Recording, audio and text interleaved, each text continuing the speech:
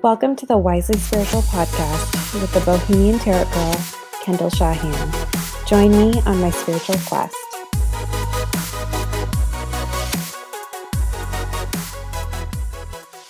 Hi, everyone. Welcome to the Wisely Spiritual Podcast. I'm Kendall, the creator of the Bohemian Tarot Girl, and today I have with me one of my great friends, Amy, and she is an intuitive healer. Amy, can you give a little introduction for the people that haven't seen you on here before?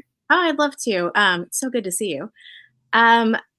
Like she said, I'm Amy Amonette Tucker. I have been I started my energy work path, kind of landed in it like almost 20 years ago. And I was just at a time in my life and I was starting to have questions. And kind of along my journey, I picked up a bunch of things and kind of really tapped into that realm. And now I feel really privileged and honored that I get to kind of share some of what I've learned with others. Yes, I love talking about, the moon cycles and astrology with you and kind of, getting those rituals and getting that out there, for people. So we have coming up not the new moon, the full moon in Leo. So, what are you feeling on it?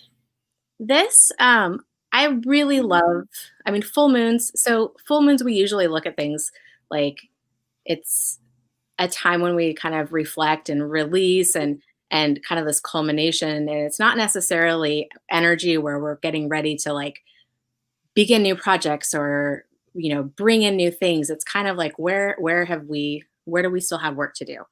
Um, and so a lot of times that can feel really heavy. It can be really daunting energy when you're dealing with full moon, and because it can bring up a lot of stuff that needs to be cleared. But with the Leo full moon, I don't know if it's because it's usually one of the first ones after the new year, but it always has quite a bit more promise and hope and just a lighter energy to it. And it doesn't mean that there isn't still work to be done, because of course, there's always work to be done. But this one, it just it just feels like it has a lot going for it in a good way, which is so needed after where we've been recently. Oh, I totally agree. So the last time you were on here, we talked about the great conjunction and us really switching into the Aquarius energy. This is really kind of like we've switched over now fully. This is our full moon as we come in, into this energy. What do you feel is how those energies are connected? Is there kind of a tie-in for the Aquarius energy and the Leo? Is there something different we should, expect from this full moon? So in order to kind of, before you can look forward, of course, you always have to look back. And this last year was so full of Capricorn energy. Oh, And yeah. Capricorn energies, it's your foundation, it's your roots, it's your belief systems. And with all of the intense like energy patterns that we had happen this last year, a lot of those foundations were kind of shaken in people. A lot of the ways in which we moved about the world were suddenly, completely different than how we had normally seen them or normally gone about. Our beliefs of how the world should be and what it should look like and how we should work and, what our vices might be, going out with friends, or like all of a sudden we were in a place where none of that was a possibility. And so there's a reason why things like that happen. And it's usually, it's like the Tower card in the tarot. It's like you have to let things fall apart before you can build something new. And so we're kind of at that midway point of this whole transition. We've moved into this Aquarius energy, which is innovative, and it's all about, the greater good for the community and society as a whole and humanity. It's experimental, and so there's a lot of this new energy coming in that doesn't necessarily feel like anything that we've experienced before. And for some people that can be really scary. Oh, yeah. Um, I really like it. Well, and I didn't really struggle, I don't think, with the Capricorn energy either. I kind of embraced it and used it. But I know some people have really struggled as far as with change and Mhm. energy. So, I know some people, I mean, they had, job shifts or residential shifts or familial shifts. A lot of loss and grief happened. And, it's not, I don't, it's, I don't want to say that, it's not like suddenly everything's better. I think we talked about that last time, yeah. but things are shifting and starting to go in another direction. And so we're being given the opportunity with Aquarius, all this Aquarius energy that's coming in and starting, with the grand conjunction and now following with the full moon in Leo, which is in the sign of Aquarius, um, to be able to start like creating new foundations for ourselves, which opens up this whole wide opportunity of, what do you want to bring into your life and what does your ideal representation of yourself look like? So it is really exciting, and I'm looking forward to exploring more of like this moon and talking about it. Oh, I totally agree. When we were talking about like, oh, what is this, full moon going to be? And they were like, oh, it's going to be Leo. I'm so excited. I'm really, focused on, and everybody should be, they should be really looking internally at themselves, and what they want and what they want to use this energy towards. And like you said, it's very personal related, right? And it's your personal power and what you personally want. And that's really the embodiment that the Leo energy gives. Yeah. So I mean, Leo is represented by the sun. I mean, that's its ruling planet, and you always have like a high representation of Leo and kind of the superficial representation of Leo. Yeah. I think Leo kind of gets this, you know, when you think of Leo, a lot of times you think of being like over the top and loud and flamboyant, and they want to be seen and noticed and recognized, and it does have an ego to it. But when you step above that and look at the higher representation of Leo, it's really very um, heart centered, um, and wants the highest good for things. It wants to bring joy back in. Um, and so I think that with this moon, it's really important to kind of look at the ways in which maybe you have been limiting your joy, or Mhm. maybe you haven't been living so heart centered. Maybe look at the ways in which, I mean, you always have. I had a teacher once, and she mentioned that, you know, the highest emotion is love. And then you have all these kind of distortions of what love is. And one of the biggest distortions of love is fear. And you can't really have love and fear at the same time.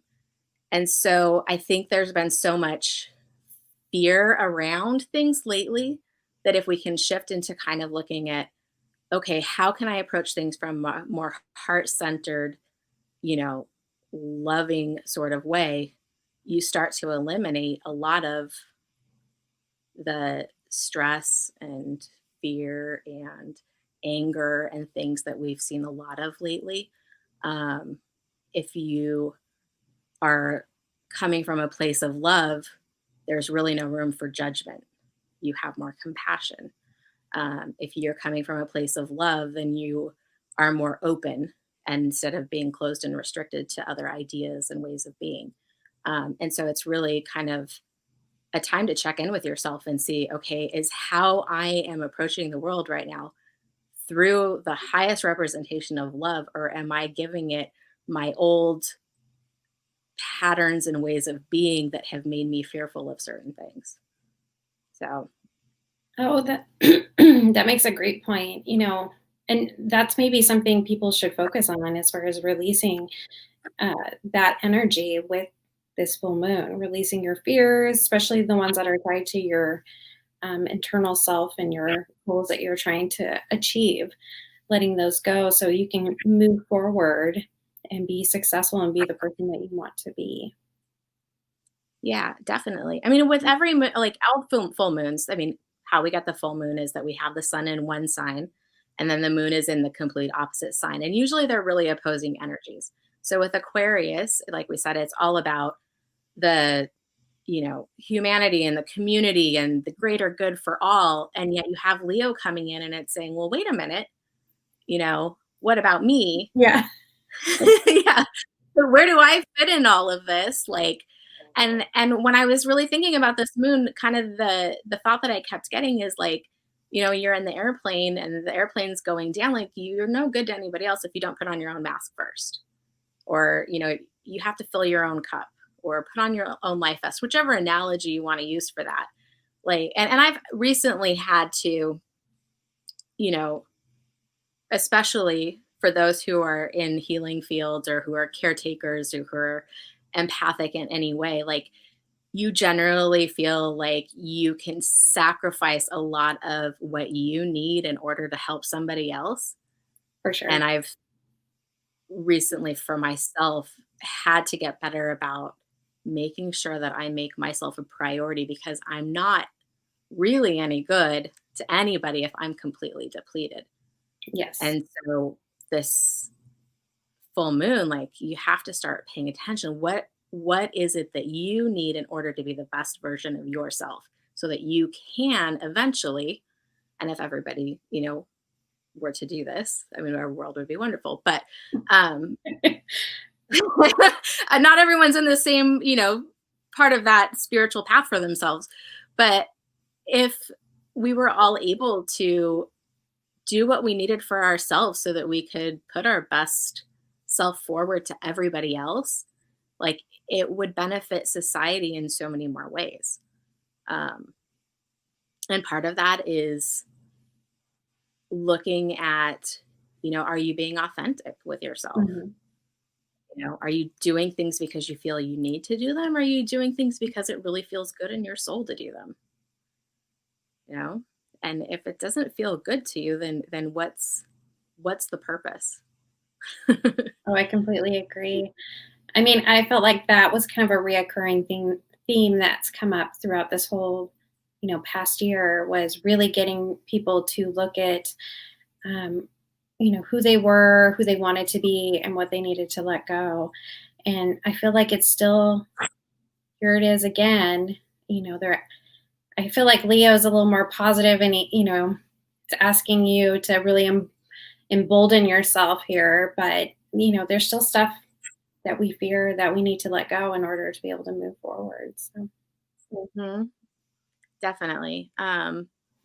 We do have another aspect that's happening right now, and it's that Jupiter and the sun are in conjunction, and Mm-hmm. Jupiter is like the prosperity planet. It makes everything around it bigger, and it adds so much, like, hope and vitality, and so we have that going on. But of course, that is still opposite the moon. Yeah. So it's going to be reflecting, like, okay, this is what you could have, but how are you keeping yourself from what you could have? And it's so funny, because usually when the moons are coming around and I start to think about them, I start noticing kind of dialogue in people Mm-hmm. that I come in contact with, especially through work or like friends or family members. I mean, anybody who I'm having conversations with. And one of the things that I've heard so much lately is, that's just not going to work for me. Things like that don't happen for me. I'm not that lucky. And it's like, I started thinking about it, is that nothing ever stays the same. Mm-hmm. And the universe has unlimited possibilities. Like, I look at myself at where I was 5 years ago, and it was a completely, entirely different situation than the current version of myself. Yeah. I mean, back then, there was no way I could imagine that I would be where I'm at now, because it was a really dark and scary time for me. But it changes. Mm-hmm. And one of the things, and the main differences, I think, is when you forget that the universe has unlimited possibilities, and you start making decisions for the universe by saying things like, that could never happen for me, like, you're really taking away its ability to do anything for Yeah, you. you're quashing it. You're really calling in that negative outcome to yourself instead of calling in the positive outcome. Or just leaving room for possibility. Yeah. And it, like, you can't, if you're going to make the decision that it's not going to work, then, you know, there's nothing left to work with. Exactly. um and so I think that's one of the big themes that may come up for a lot of people right now, is to kind of check the inner dialogue, and check where you may be holding yourself back from moving into a direction that could be so much more beneficial for yourself and bring in so much joy into your life. Oh my gosh, yes. Positive, you know, speaking positive words of affirmation for yourself and being thankful and not limiting yourself is, I think, key to being successful. Um, I had to totally change how I, talked about my life and what I liked. And I just, completely changed. I used to be very negative in the way I spoke about my life. I'd be like, oh shit, here it is again. Right. And instead, now I need to be like, oh, thank you. There's good in everything that you have. And it's really, the way you think about it, and knowing that if you're dwelling in the negative, you're only going to bring more negative to you. So you need to think positively and really bring in that positive energy. And I really feel like, you mentioned Jupiter, but really Leo's all about the positivity and kind of the fire and the passion and stuff, and bringing that to you. Leos are great manifestors, and so you should use this power to manifest with this move. Mhm. It's a good time to really kind of start imagining things Yeah, in its highest, like what would your ideal life look like? What do you want your life to look like? You know, and even write out a 5-year plan if you want. Like, my ideal life in 5 years, this is what it's going to look like. And it's not necessarily guaranteed that that's going to happen. I mean, writing it down and having a vision for it definitely creates space for that to happen. But you also, and this is something I had to learn a long time ago, because I used to try and like control the path of my life, yeah. um, and realize, We all. you know, many, many years later, probably in my 30s, that um, trying to control things or manipulate things to happen in a certain way really takes away the ability of the universe to be able to maybe potentially bring something better in. And so letting go of kind of the idea that I had to make it happen, or that um, it had to happen in a certain way, really opened a lot of doors for allowing some really unexpected things to happen in my life, which I'm so grateful for. So, I completely agree. I mean, I always, I embrace setting intentions. And in fact, like sitting right here, I need to frame these, but I wrote out my intentions and made it really pretty. Sorry. okay. Because I didn't want to do a craft project and do a vision board. I haven't been motivated to do that yet this year. So, Yeah, I know. yeah. I haven't been, I think after like all the intentions I set for last year, and then everything kind of like fell apart. I don't want to say fell apart, because in all honestly, like I feel like I'm very grateful for what I had this last year, even if it Yeah. wasn't vision I had for it. And the things that I wanted, it doesn't mean they're not going to happen, and they just weren't going to happen that last year.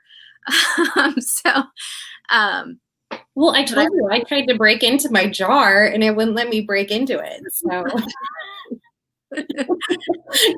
because we had agreed that we would wait a year and then read what we wrote and put in there. yeah, And so but I I, tried to crack it open. Nope, not yet.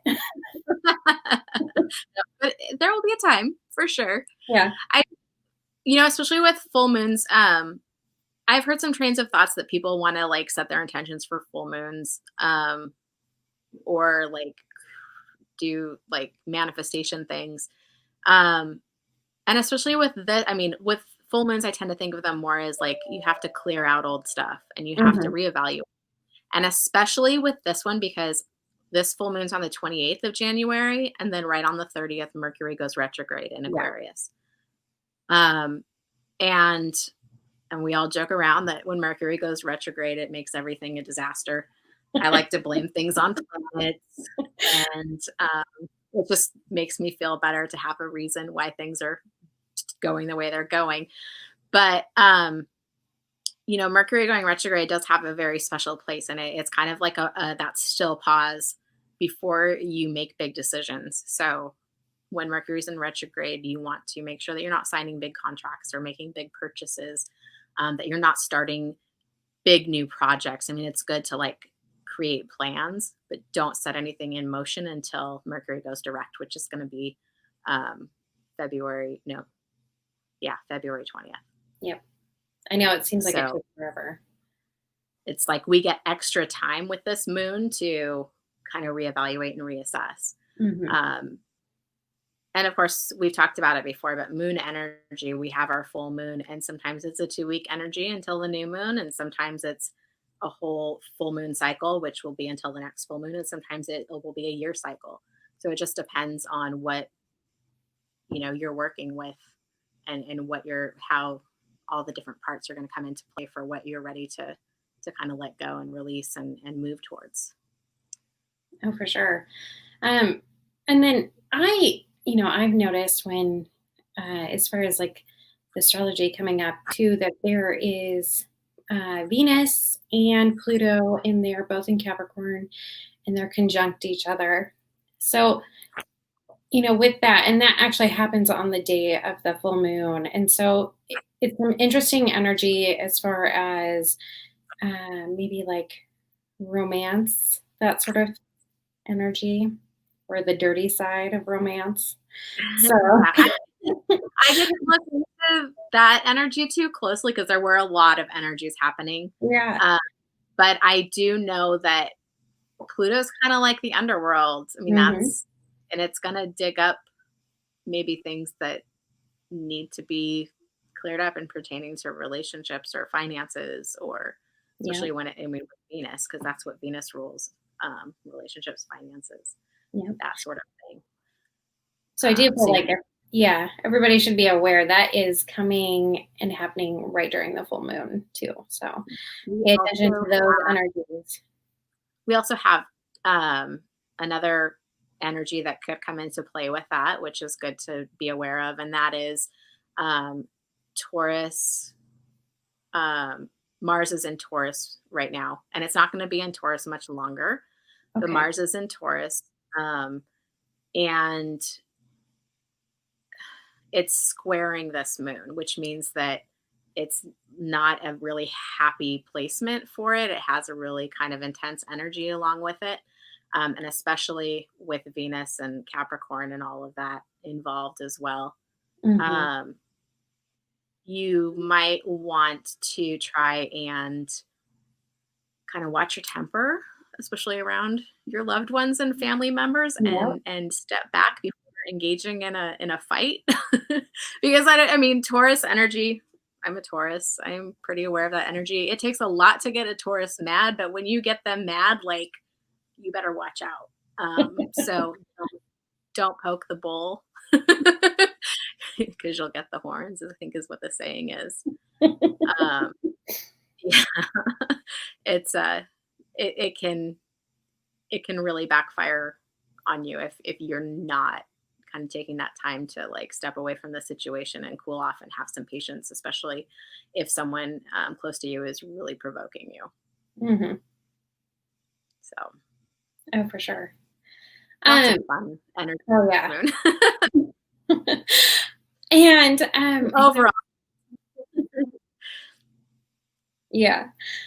No. So I was trying to think of, rituals that people could do during this full moon if they wanted to do something. And I was thinking of doing something related to, you talked about sharing some journal prompts with our listeners that they can use. And so you're going to be posting those and we'll share those out.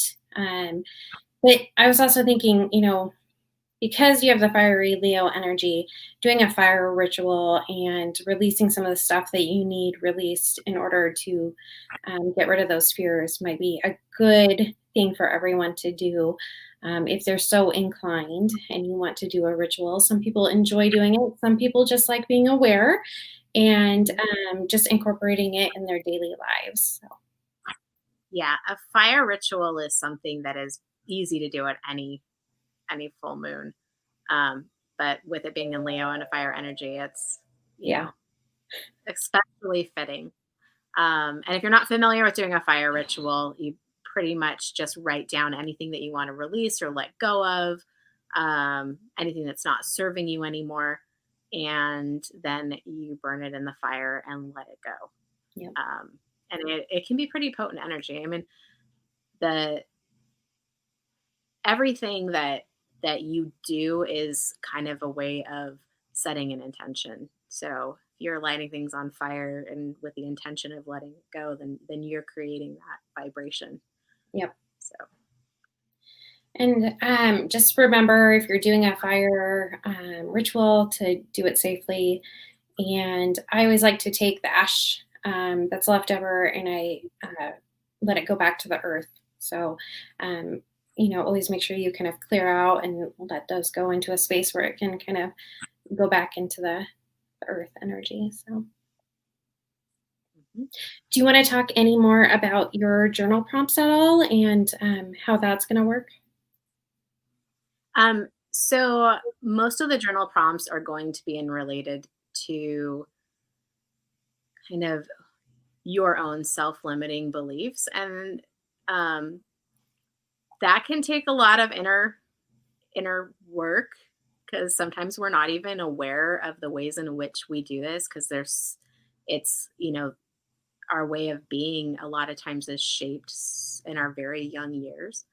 Um, and so it can evolve even just by doing like that deeper inner, like, okay, why do I react to things this way? Or why do I feel this way? Is it coming from things I heard from my parents? Is it generational, like ways of being? Is it something that happened when I was young that made me feel I had to behave in a certain way?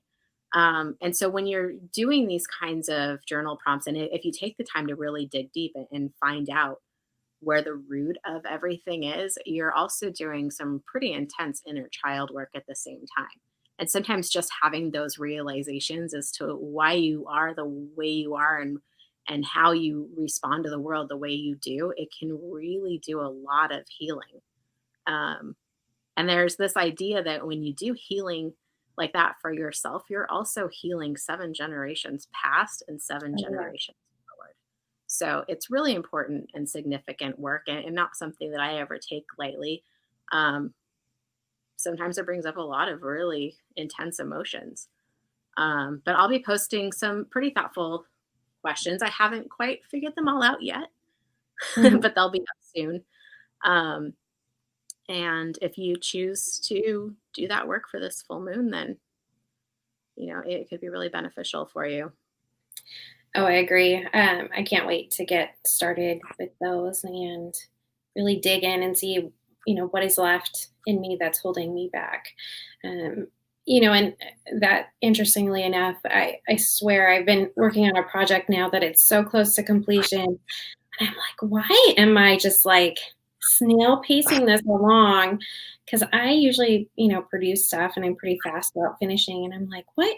And I was thinking about the fears. I'm like, are these fears holding me back? And that's why I'm kind of dragging my feet. And so it's I interesting. think one of the things that comes up, especially around Leo full moon and Leo and the full moon that happens in Aquarius in during Leo season, is very much kind of along the lines of the idea of imposter syndrome.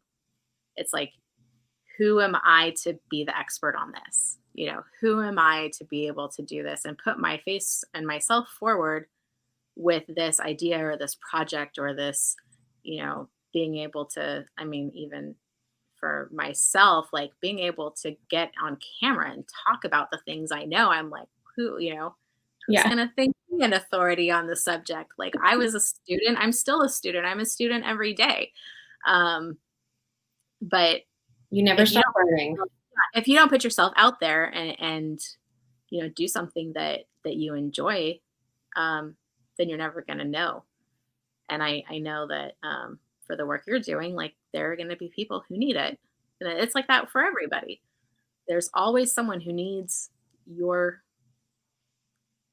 brand, Yeah. of of inspiration, whatever that is, whatever you're creating. And that's, I mean, we talked about the inner child work and how heavy that can be, but there's also a flip side to this is like you can also start really thinking forward and, getting excited about the possibilities of what can come into your life in the next year, 2 years, 5 years. For sure. It's transformational energy that we're dealing with. And Yeah. it's like a clean slate. I mean, we have a new foundation, and what are you going to build on it? So, Yeah, I think that's what people need to focus on. If you're feeling really down, you really need to focus on the future and where you're going and what you really want. And don't dwell in this kind of like right in this moment. Really focus on where you want to go and live in that future moment versus the feelings of maybe right now where you have self-doubt and fear and all that sort of nasty gunk that holds you down. So just release it. I think that's the moral of the Leo full moon here. So I think so too. well, thanks for joining me, Amy. I did want to pull a card really quick because Yeah, absolutely. it's just that, it's one of Colleen Baron Reed's decks, the Crystal Spirit. And mainly I just wanted to see what crystal I should use during the full moon. I always like to incorporate crystals because I love them. Mm-hmm. And I'm probably going to pick a card that I don't even know how to say the crystal's name. It's going to be complicated. Wow, what's this one? You can't see. Aegirine. Agrogreen? I don't know. Where's my camera? Yeah. Oh, yeah. Agrine? I'm not sure. It's number 1 though. It is number one. Which is number 1. Never told this one before, so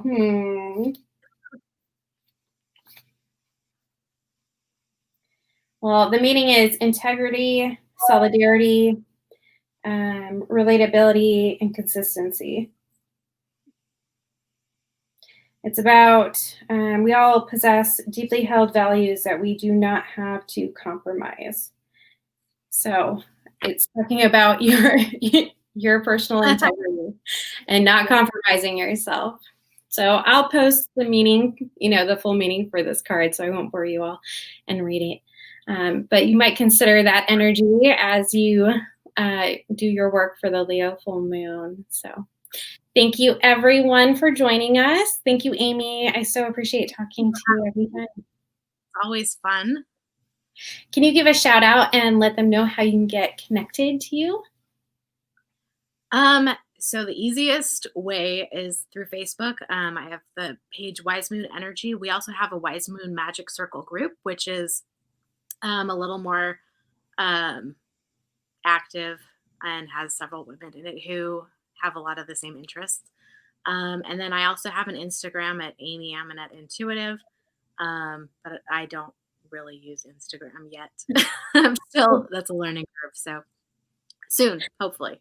Come on, Amy. I know. I'll get on board with this technology eventually. I understand. Well, I'm going to share for the viewers that follow me your journal prompts, and I'll also post a spread for the full moon that they can do, as well as information on this crystal. So thank you, everyone, and have a good day. Thank you.